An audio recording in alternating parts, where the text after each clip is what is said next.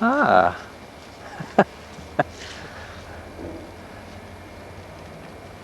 Just as Okay. an example of Okay, reclaiming yeah. space, etc. Yeah, that's been, I guess, a trend of mine and a few partners for a couple years. My friend George, I know who George. you Yeah. might know, worked on this quite a Yeah. bit, and we've done quite a few projects together.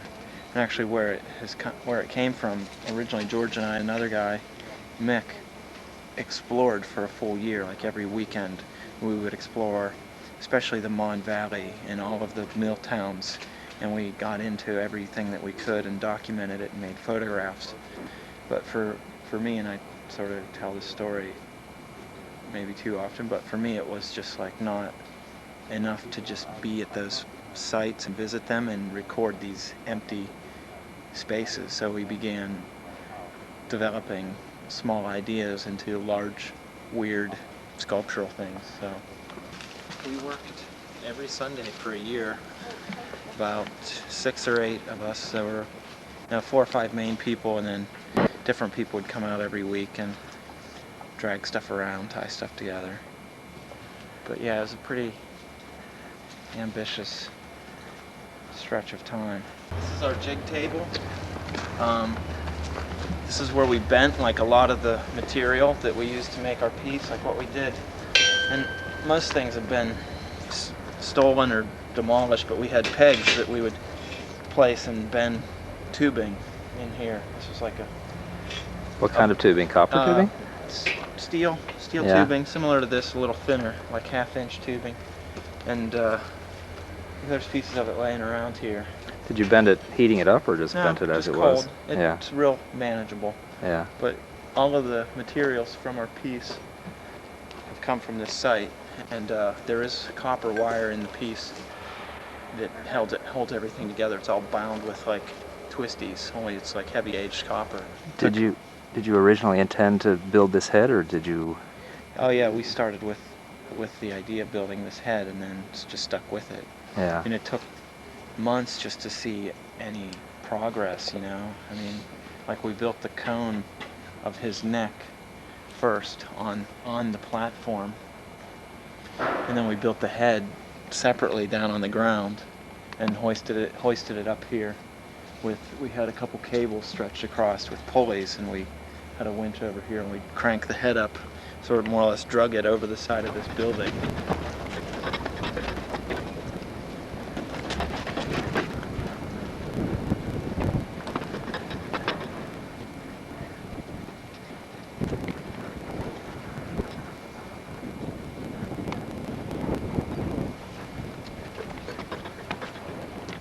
And then stacked it on the cone. The head had a hole in the base of the head to match the cone, and sort of slipped it on to the neck.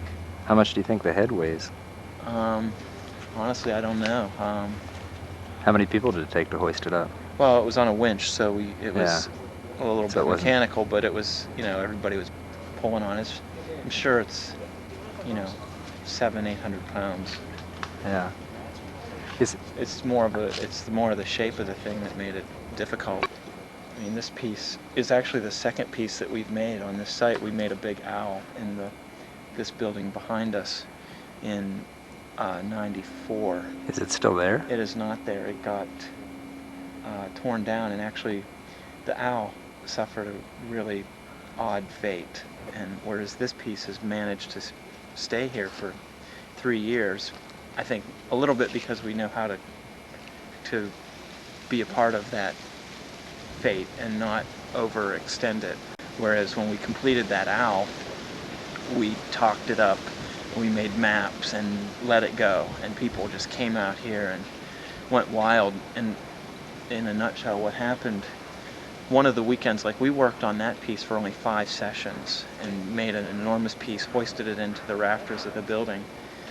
And some kids came down, some local kids from Swissvale came down because they like to explore too, but the neighbors had been noticing people coming in, so they called the cops, the local ranking cops and said that there were satanic rituals happening Yeah, in of the course, mill. everything's a satanic ritual if the average bourgeoisie doesn't know what it is. Right.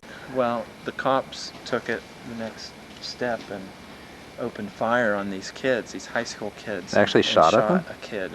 Did they And kill him? didn't kill the kid, but they injured a guy who, his family actually tried to sue the Rankin Police Department Unsuccessfully, of course. unsuccessfully, and at that point we were like completely taken off guard by it, and the papers posted images of our piece and actually called me.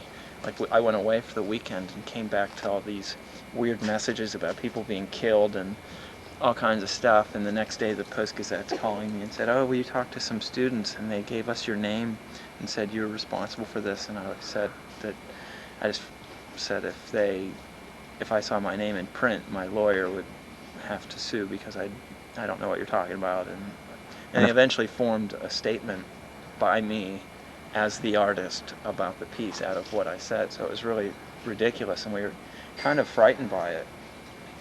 Yeah, We well, as waited. usual, the stupid people involved were the police. Props to all graffiti artists who stick with it after pigs.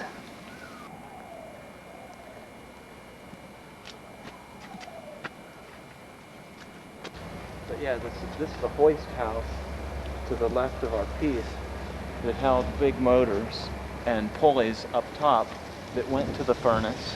And on the opposite side of the furnace, they would drag these Larry cars up a track to dump the product, the raw materials, into the furnace from the top.